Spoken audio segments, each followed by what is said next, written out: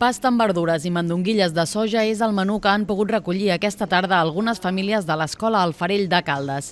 És també el menjar que no es va arribar a servir ahir dimarts a l'hora del menjador i que gràcies al nou projecte d'aprofitament alimentari que s'ha posat en marxa al centre tindrà una segona vida.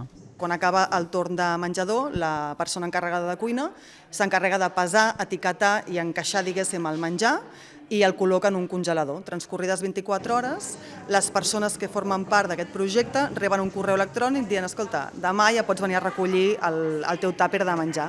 Simplement és anar a recollir, signar un document i te l'emportes cap a casa, amb el compromís de que l'endemà o al cap de pocs dies retornis el tàper, l'element, la carmanyola, neta.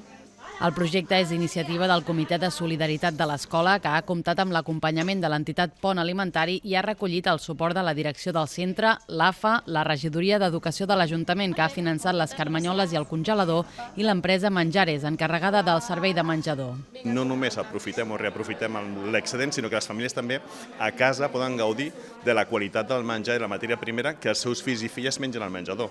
La iniciativa s'ha presentat oficialment aquest dimarts després d'un període de prova d'uns 3 mesos en què han participat 25 famílies i s'han repartit més d'un centenar de racions de menjar. En la presentació ha intervingut també la Fundació Espigoladors, que ha tingut un paper destacat en el projecte. Acompanyem tant l'Escola El Farell com altres escoles per a fer una diagnosi d'aquest malbaratament alimentari. Nosaltres el que volem és prevenir i per a que tinguem aquesta prevenció el primer que necessitem és una fotografia real del malbaratament alimentari sabent el volum, la quantitat i també quines són les causes qualitatives, el per què s'està produint aquest malbaratament. Després de la prova pilot, aquesta setmana s'ha obert la iniciativa a totes les persones vinculades amb l'escola i ara com ara ja compta amb 43 participants.